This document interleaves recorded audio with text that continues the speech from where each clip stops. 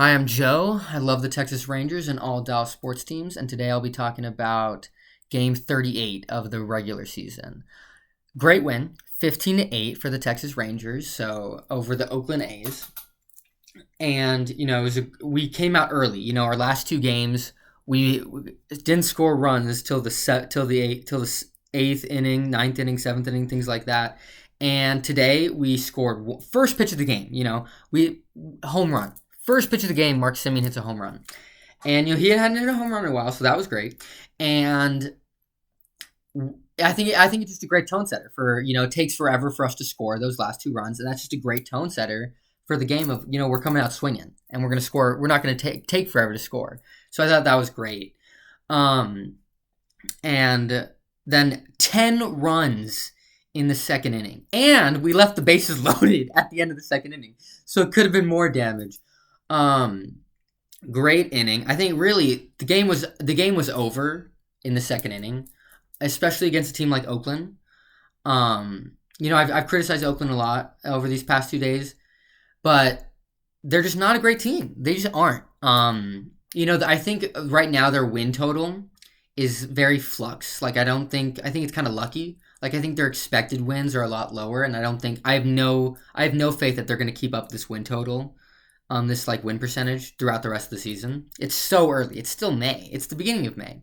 We got 4 more months of baseball, and I think they might win more games than they might win 60 games. They didn't even win 60 last year, so maybe they win more than 60.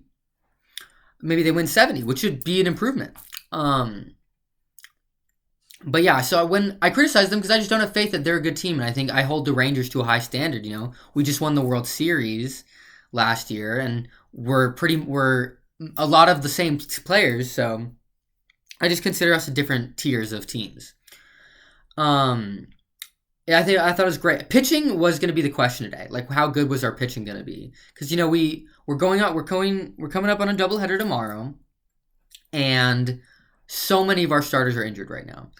Max Scherzer, Jacob deGrom, Tyler Mahle. Those are 3 starters who are probably some of the best starters on the team, and they have not even played once this year.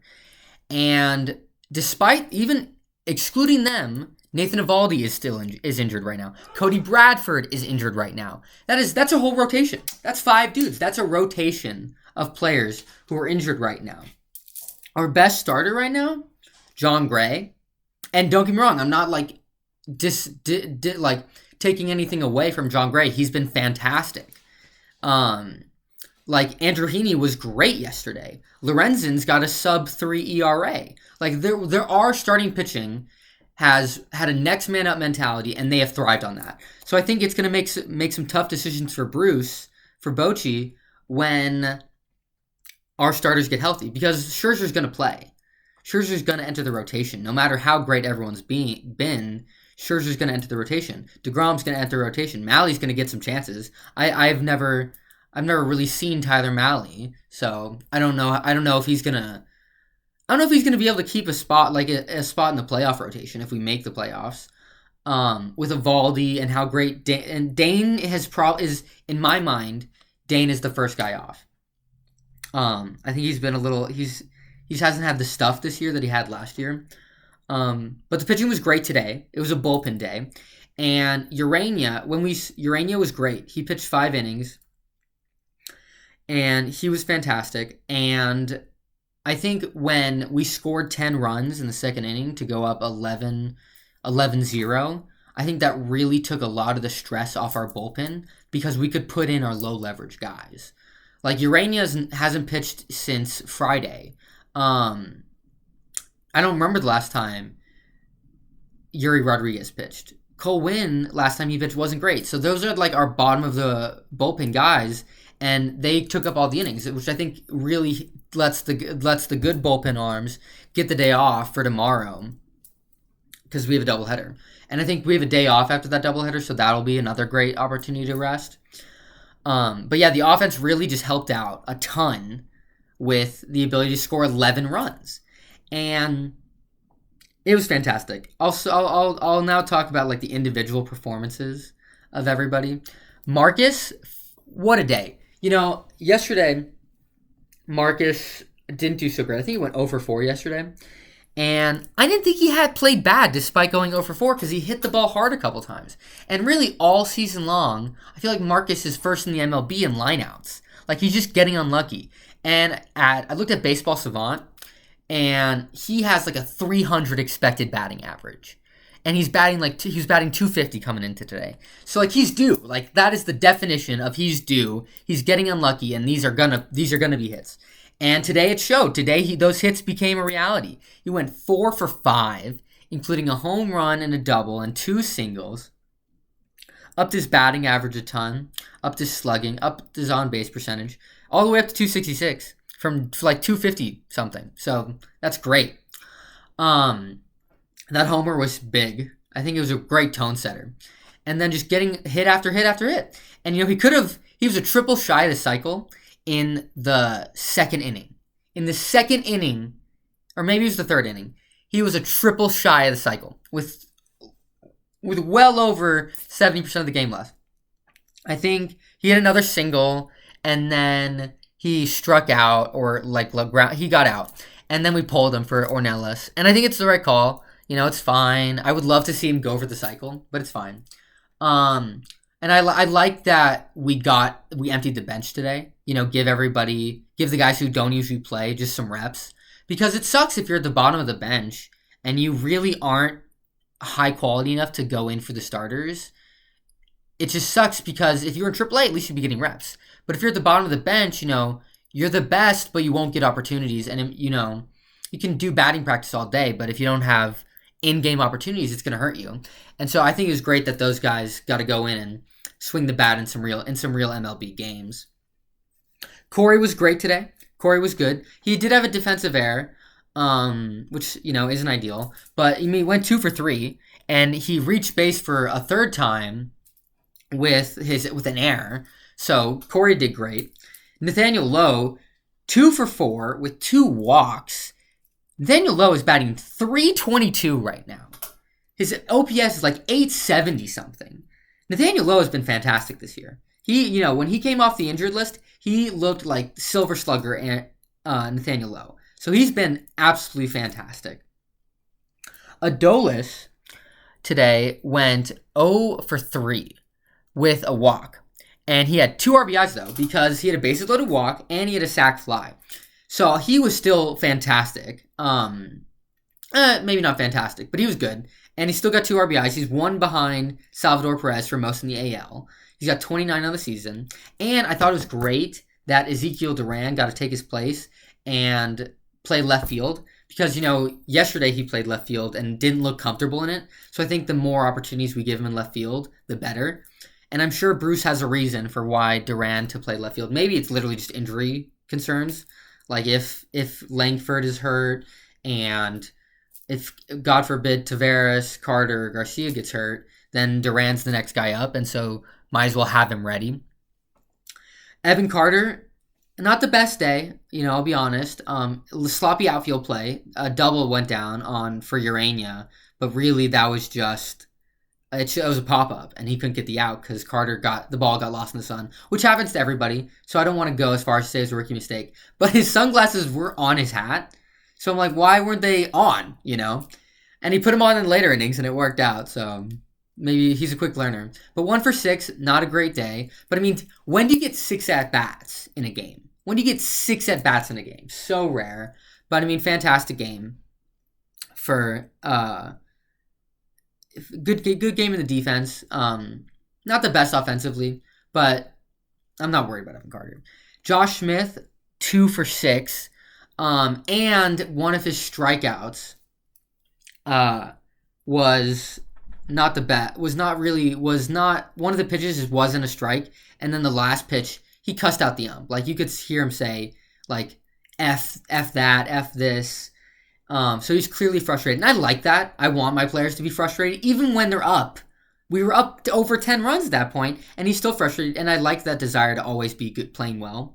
And he ended up getting a hard-hit double to get his 11th double late in the game. And now he is tied for first in doubles with 11. And this guy was supposed to be just a bench bat all season. So Josh Smith has just been fantastic. Batting over 300. Just been wonderful all season long. Jankowski did fine. He had an infield hit that he just legged out. So Jankowski did great. Jonah, 4 for 4. His batting average is now over 300. 301. Fantastic day by Jonah. I want to say all 4 of those were singles. But for just getting hits, that's all you can do. All I can ask for is for you to hits. And he got 4 hits. So great day by Jonah.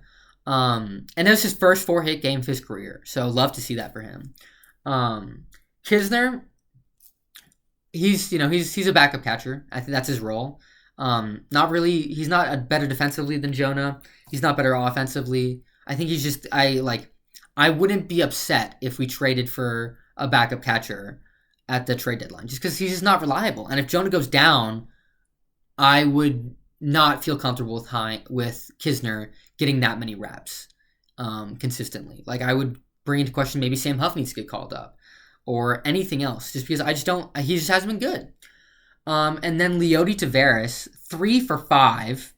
Great. Leody has been fantastic over the last 3 weeks or so. I think his OPS is near 1,000 over the last 3 weeks after a very bad start. But he's climbed a lot. I want to say his OPS was sub 400 at one point a couple weeks ago. And now he's just under 700. I think one good game tomorrow will put him right over it. We'll put him over 700 OPS, which is fantastic out of a 9-hole hitter who's a great defensive catcher, great defensive center fielder. So that was just fantastic.